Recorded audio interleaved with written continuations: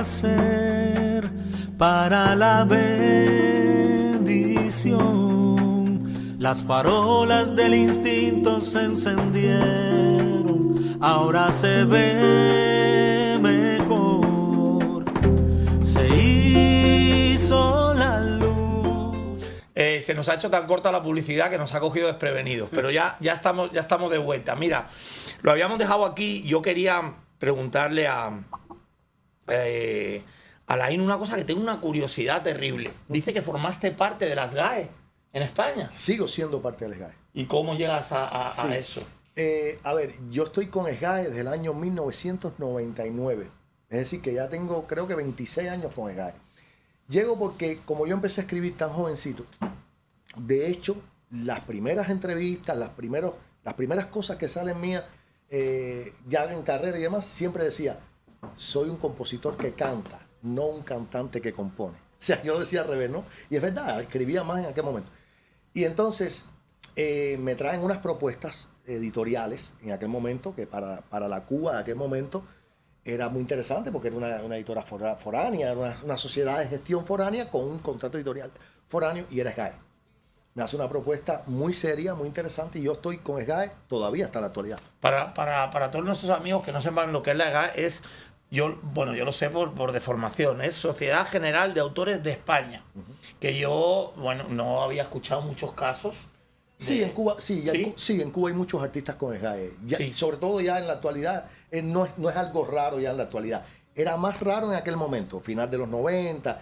Incluso sería válido decir, para que no parezca que es un mérito mío cuando no lo es, sería válido decir que Cuba, ya la Cuba de los 90 ya estaba más organizada en cuanto a todo lo que tiene que ver con derecho de autor. Pero generaciones anteriores no.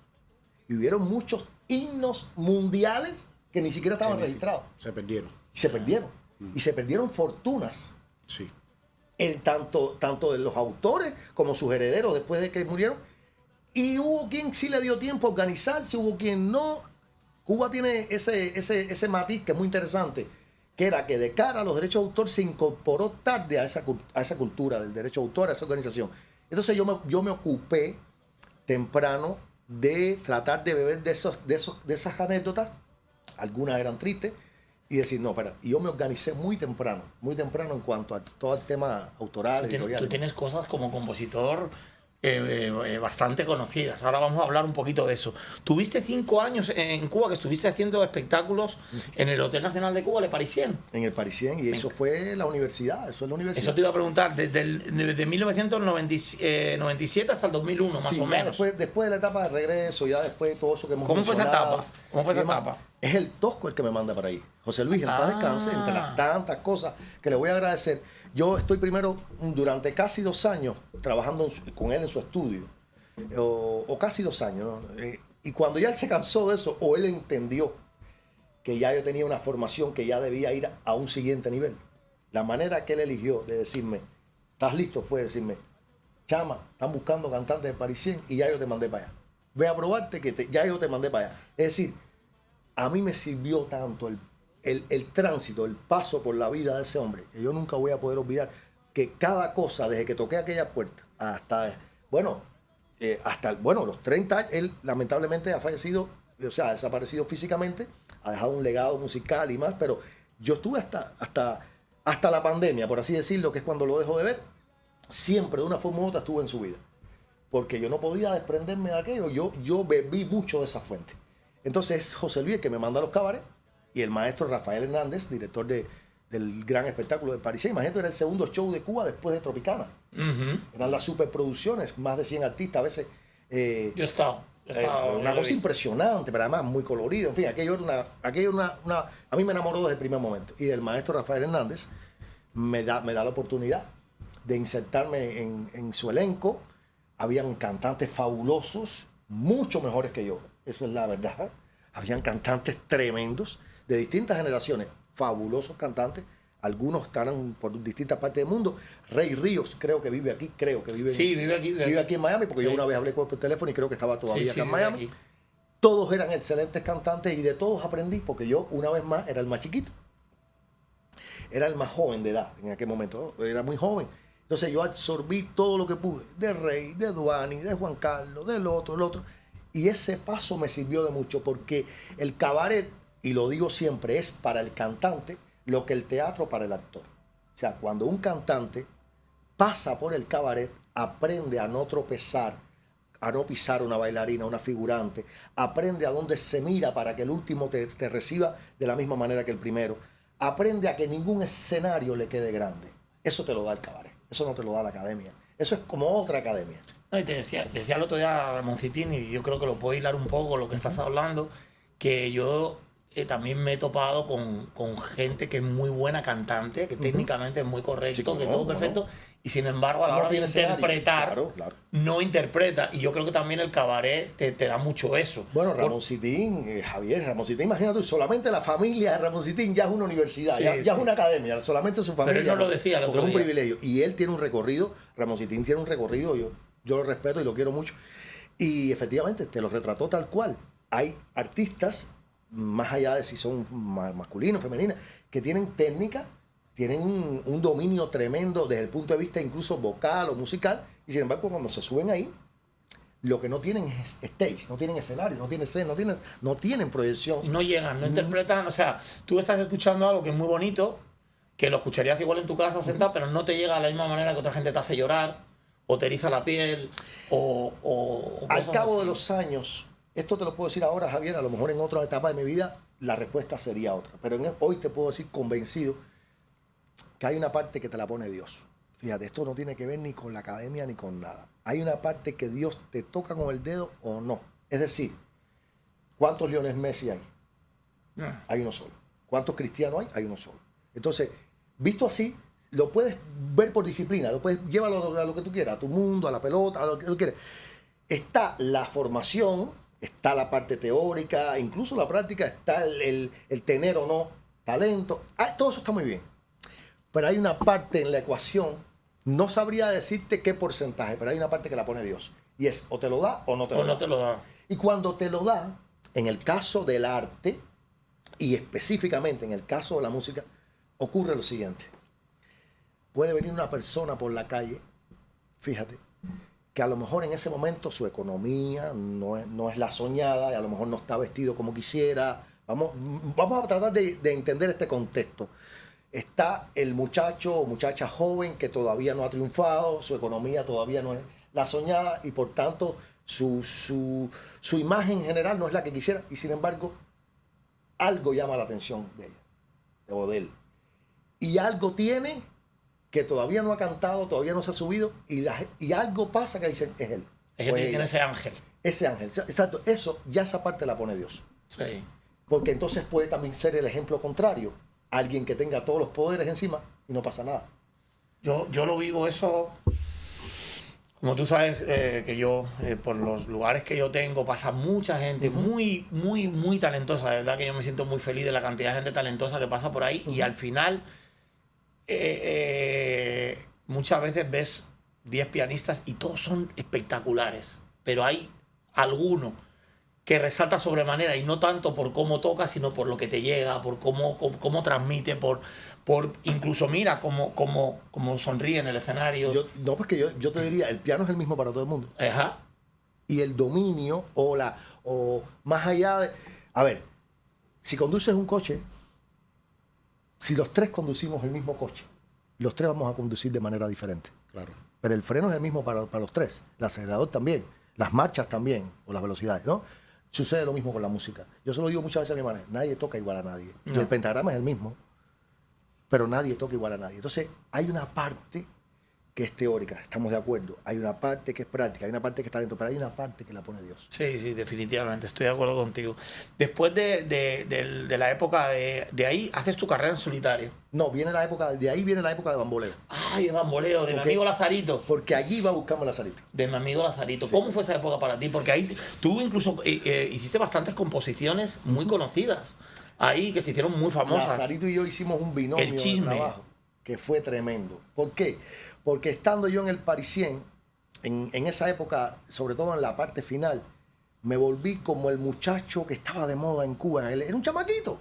Imagínate un chamaquito que ya componía para varias gente. Entonces me volví como en aquel momento, al final de los 90, o sea, 98, 99.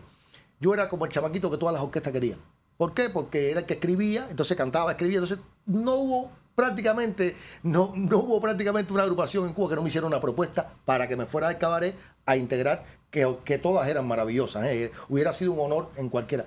Pero no sé por qué razón nunca me decidí por alguna. Incluso le escribía a algunas agrupaciones que eran agrupaciones famosas, pero yo seguía en mi cabaret. Y por una extraña razón, por una extraña razón no. La tentación para mí fue el reto. Yo soy una persona de retos. O siempre fui un hombre de retos. Para mí Bamboleo era un reto porque Bamboleo, tenía una sonoridad que era una fusión entre el jazz, el soul, la música americana con la timba. Lazarito es un musicazo. Monstruo. Y toda la banda era muy talentosa. Todo. Si lo dividías por cuerdas, los metales eran tremendos. La base era tremenda. Las voces, imagínate tú, Vania, Jaila, todas las que pasaron antes y las que pasaron después, mi hermana Tania y otras más. Aquello era un derroche de talento que para mí era un reto. La diferencia para mí de incorporarme a Bamboleo y por qué acepté Bamboleo era porque mi manera de escribir no era esa. De hecho, lo he dicho también, la gente en mis primeros años en Cuba pensaba que yo era boricua, porque mi manera de escribir tenía mucha influencia de Gilberto y de artistas boricuas que yo tenía muy en el ADN. Entonces, yo me había estudiado tanto el mercado boricua que sin darme cuenta, la influencia a la hora de escribir sonaba más boricua. De hecho, mis primeras cosas me las grababa Lucecita Benítez en Puerto Rico, etc. Entonces, lo primero que se escucha de mí, para el oído cubano de aquel momento, de los medios, de la radio, era... Mi primer disco se confundió con un artista boricua, Ángel Borne, que también es un... Bueno, qué decir de Ángel Borne, todo el mundo sabe que estamos hablando de un monstruo en el buen sentido. Me llegó a decir a mí, Alain, las primeras cosas que yo escuché tuyo, yo pensaba que era un artista boricua. Fíjate, y estamos hablando de un artista que fue otra fuente de la que yo he bebido muchísimo, un monstruo. Y Bamboleo era el proyecto que a mí me ofrecía separarme de este esquema, ni siquiera irme tampoco por otros esquemas que ya yo hacía, sino escribir para una timba muy distinta, porque era una mezcla de el soul, el jazz, si se quiere también una timba con funky. Era complejo para mí en ese momento. Entonces, pero desafiante. Desafiante. Y eso fue lo que me hizo a mí decirle a Lazarito, sí, de una, me voy con Lazarito Valdés y Bamboleo. Y la misión que me da Lazarito tampoco era fácil, porque era convertirme en el compositor de la orquesta y el cantante masculino, ¿no? Que al principio éramos dos y con el tiempo luego Alejandro, que está en España, y después con el tiempo me quedé yo solo en la parte masculina, ¿no?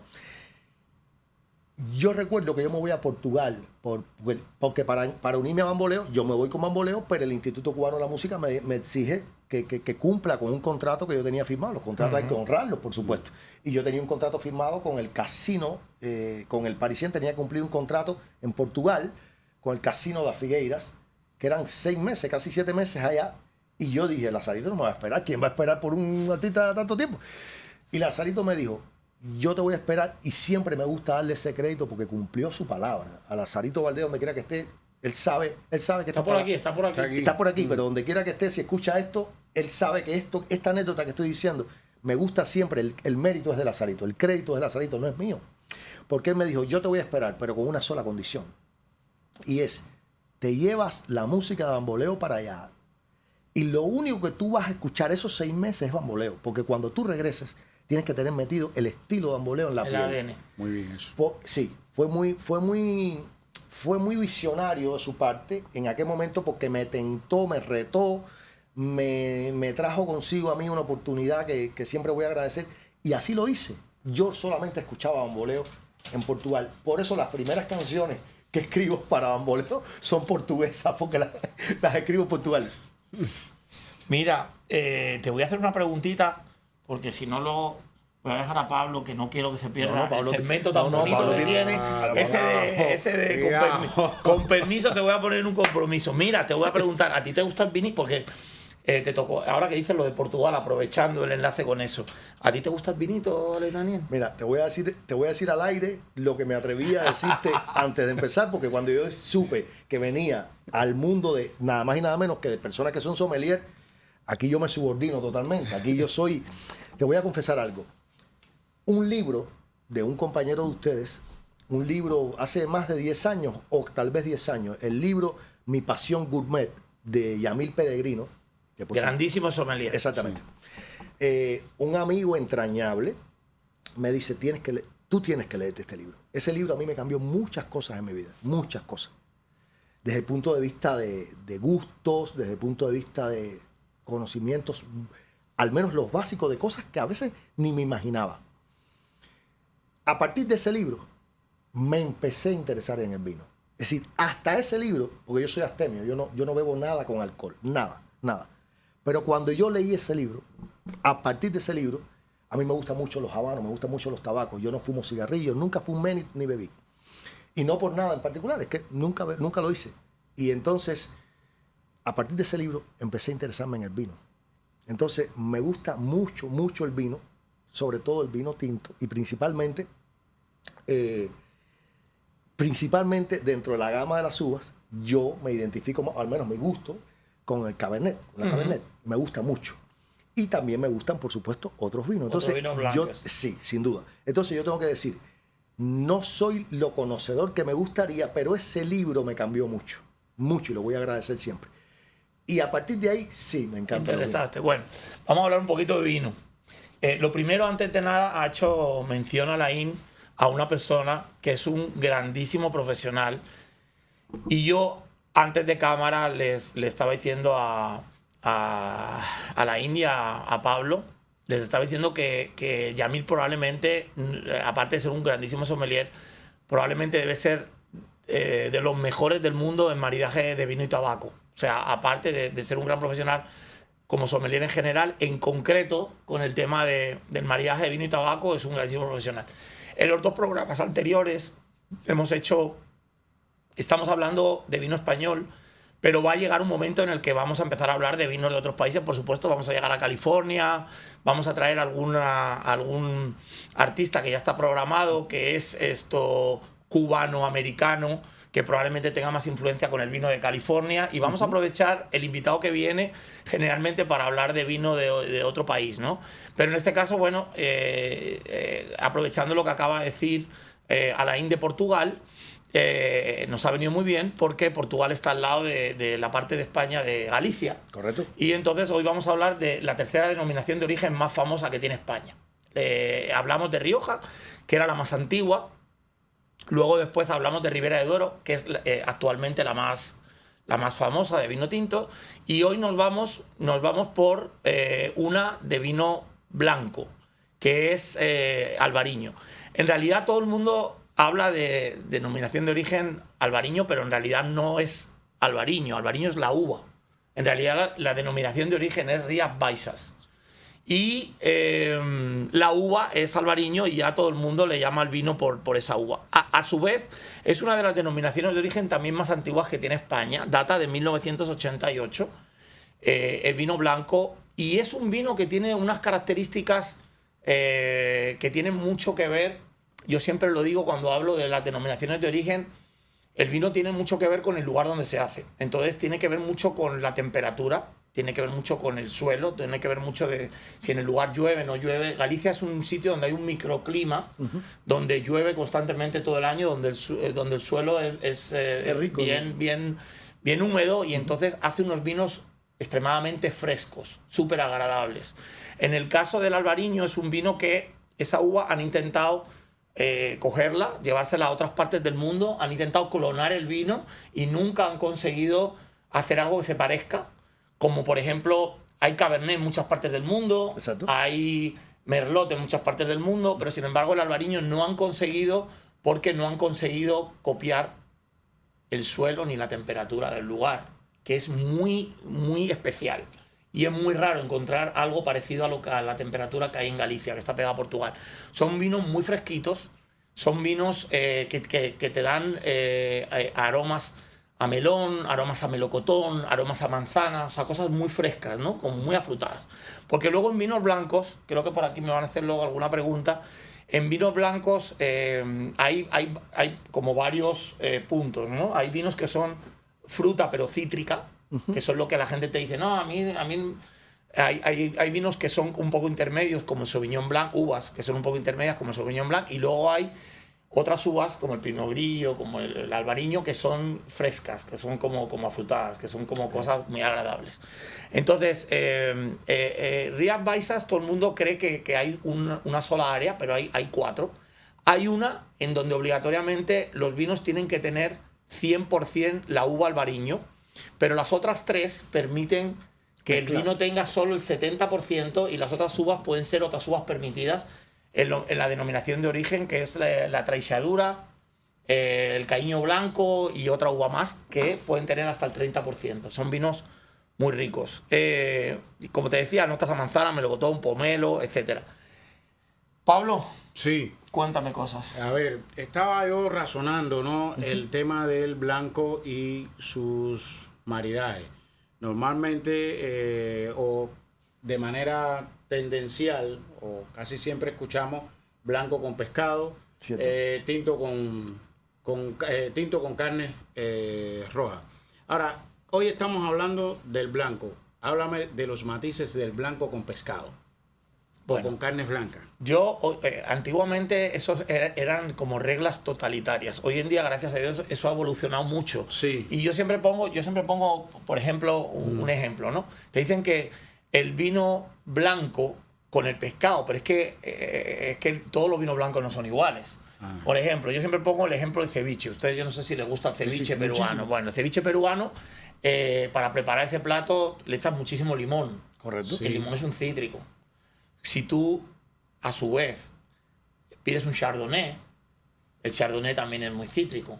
Entonces, ¿qué es lo que te estás tomando? Limón con limón. Entonces, una cosa que se hace mucho en maridaje es balancear las cosas para que tengas paladar, una sensación, ¿no? una sensación agradable al paladar. Porque al final, la mezcla de vino con comida es una experiencia que te tiene que dejar un buen gusto. Yo nunca se me olvidará que yo siempre pongo el mismo ejemplo que un amigo mío me decía, es que yo tomo el ceviche con vino blanco y no me sabe bien. Y yo le decía, pero ¿con qué vino blanco lo tomas? Claro. Y me decía, no, yo con chardonnay. No, es que estás tomando limón con limón. Sí, claro. Entonces, ¿tú qué es lo que le tienes que hacer a tu paladar? Sí, pescado con limón, pero